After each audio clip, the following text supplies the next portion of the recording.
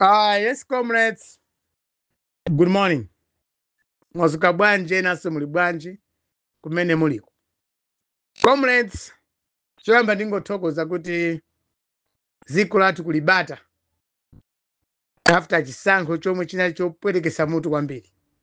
Koma panopa kulibata since that day kunaoneka kuti APM akusogola pa chisankho mpaka kusogoleratu mpaka kuchita announce kuti anawina chisankho cha pa September 16, 2025.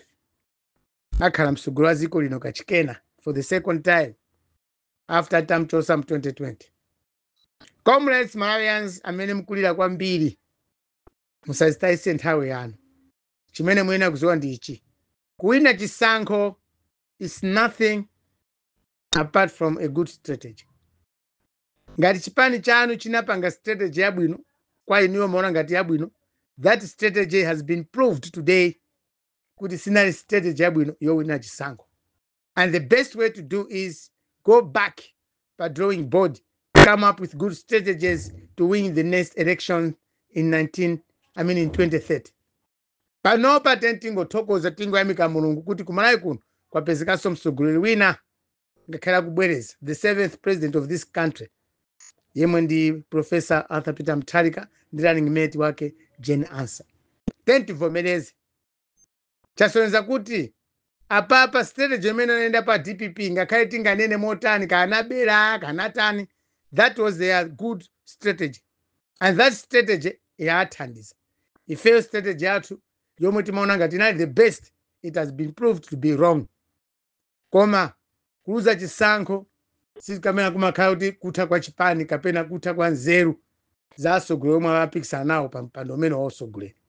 This is the time chipani chimene chaluza utsogoleri wake ukhale pansi uone bwinobwino how best they can come with another good best strategy to overcome the party that has won these elections in 2025. Sinthayo bangoti kulira ayi. This is the time leadership ione kuchipaniko ndi anthu angati omwe angapange maintain or implement that strategy yomwe angakonze leroli kuyamba leroli kuzafika 2030. Ndi angati omwe angathandizire strategy imeneyi, o ndi angati amene angaphunzitsidwe strategy imeneyoyo olo kuwuzidwa strategy imeneyoyo kuti pa 2030 tizagwiritse ntchito tizawine chisankho. Kwa mukuona kwa ineyo DPP deserve to win these elections. Mukati muone number of MPs imene awinira, komanso mukati muone kumene ma MP awo awina, number ya mtsogoleri wawo ikumakweranso kwambiri, meaning that DPP had a good strategy.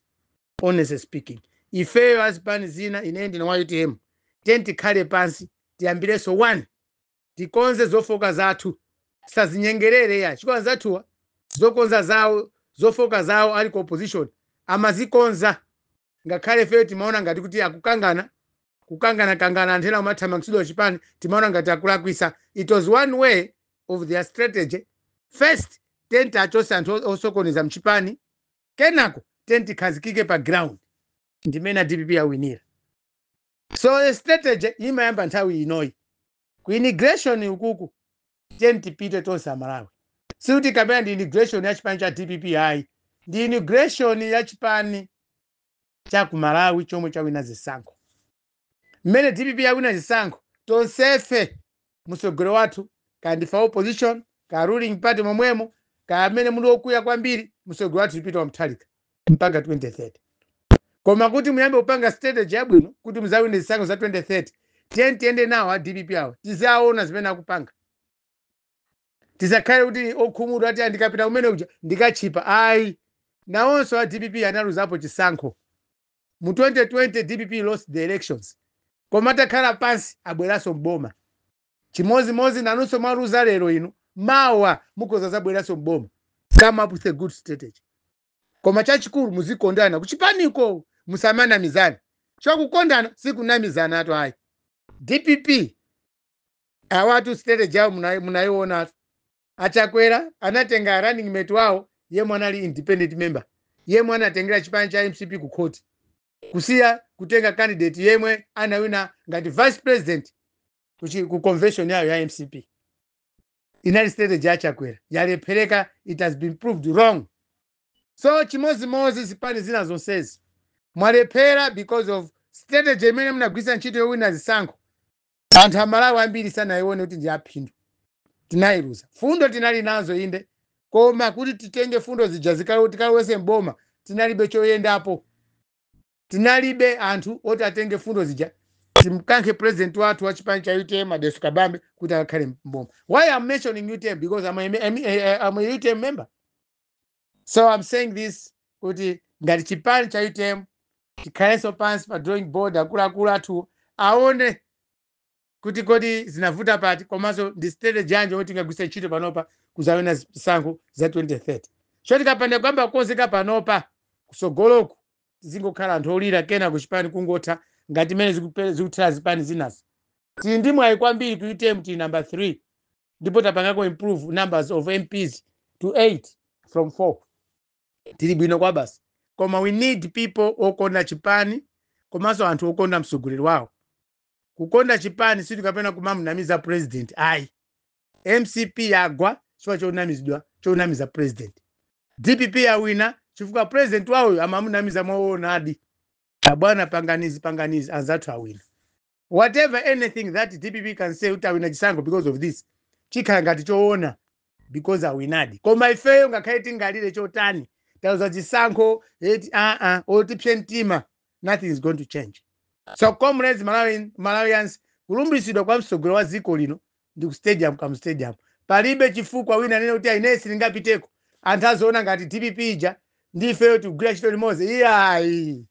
Nkhani ya ndale yatha panopa tentikambe tione zofoka za chipani chimene chawinachi chikakhala boma. Kodi chipanga zomwe Amalawi tikufuna ndiye ntchito yathu panopa. Zofoka za chipani tizoona mbomamo kuwina chisankho with a good strategy. Koma kuyendesa boma ayendesa bwanji? Do they have a good strategy to run government?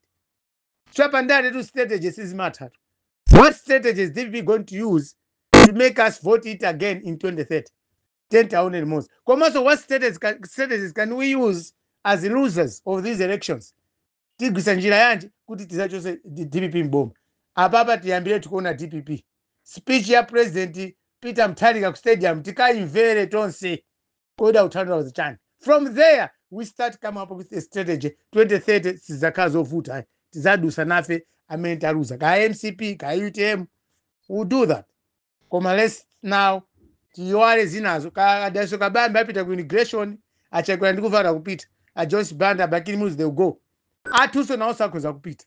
Tiwa ndi mtsogoleri wa dziko kulibe chipani inda zipana DPP akavala makala zawo. Koma the best thing is tentiziwe kuti ifeyo ngati tinalephera chisankho we didn't have a good strategy to win the election. That's it. Mongonjezerapo ningotoza kwambiri Mai Mtalimanja ndamene abweresa bata ku Malawi kunoko. Azata Malawi Electoral Commission, this stuff yonse ya Malawi Electoral Commission. Ukangati kuli bata because of mene akuyendesa chisankho. Ambiri tinali ndi nkhawa, ambiri tatu kwa Mai Mtalimanja kuyamba first day tangosankhidwa kuti ndamene atasogolera Malawi Electoral Commission. We have never been happy, but today tukangati we are so happy.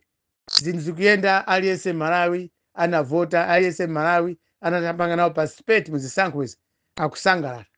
Mavuto athu zolakwika zathu zomwe timaona kuma constituency MEC is taking care of them with keen interest. Tikumachita kuona kuti Mai Mtalimanja ndikali ndione pa onse amene akhala kusogolera bungwe la MEC. I think this woman is the best tinangoona kwathu kwana. That is number 1. Number 2, ndithokozeze kwambiri Amayi Jenasa. Yemwe anali MEC nthawi imeneyo anali akuluakulu MEC anenesapo chisankho mu 2019. Amayi Jenasa panopa Amayi Jenasa anaonesa nthawi imeneja kuti nda DPP timazuzula inde, koma panopa she has proved kuti indeed she was a DPP kandi she was a DPP affiliate. Anali a member andithu a DPP taona mpaka kukhala running mate mpaka kuwinazo chisankho, meaning that Amayi Jenasa analida DPP. Ngati panali zolakwika mu 2019 zinalipo odi chikayodi anali a DPP. Koma lero nkhani imeneja tiyiwale panopa Amayi tatu kuona kwambiri kumbuyo konseko. Even alisankhidwa running mate wawo tinanyoza olosapita ku malaris awo akamatiyendera madistrict. Koma lero li panopa sitingapange njira ina amayi Jane Hassan ndi vice president dziko lathu, which is something that Malawians tiphunzirepo. Tikamati kwanana pandale sumaziwa zako zimene akukonza kumbali zimene Mulungu wakonza. Tiyathokoze kwambiri kulimba mtima kwawo a Jane Hassan, polimba mtima mpaka kuonesadi kuti anali a DPP ali anthu amene akuyendesa meke, ali mkulu wa meke. Lero li ndawo alowa mboma pa chisankho chabwino chomwe wayendesa nzawo yemwe watenga mpando wawo, iwo atasiya mpando umene uja. Ndathokoze kwambiri. Chachitatu ndithokoze kwambiri amayi omwe anali Speaker of Parliament, Mai Gotani Hara. Ndapongo zanga because my uncle is the husband is my uncle, my mother is Nyamkandawiri, so aliyese Mkandawiri ndi uncle wanga.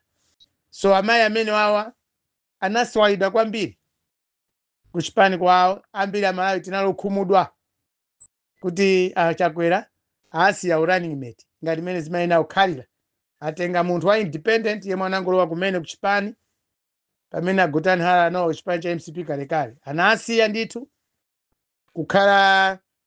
kusakhala running mate. Anatenga Vitumiko Mumba yemwe anamanga chipani cha MCP pa nkhani zosiyana-siyana za ndale, komanso Vitumiko Mumba anapanga resign mu executive ya MCP. Koma Chakwera strategy yawo anaona ndithu kuti yayi kuti niwine chisankho ndimtenge Vitumiko Mumba kuasiya Mai Gotani Hara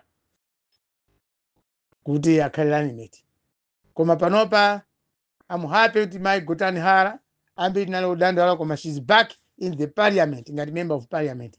Citizens wamene kuti akhale ku parliament, but I'm happy that she's back.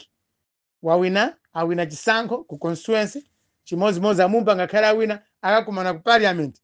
Tikaona nzeru zawo anthu amene wawa onse awiri ku parliament, Vitumiko Mumba ndi Mai Gotani Hara. How are they going to support MCP ideologies in parliament? Number 4, nithokoze kwambiri amayi Patricia Kariati konse kumene ali. I know she's my friend.